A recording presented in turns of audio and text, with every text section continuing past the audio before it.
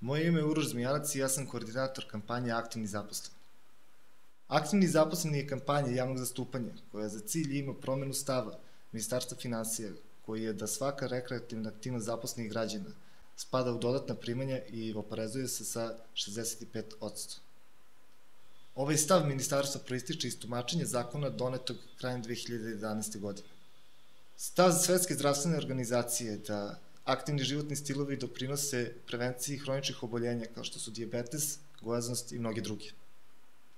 Evropska unija smatra da su aktivniji zaposleni produktivniji i samim tim i profitabilniji za privredu.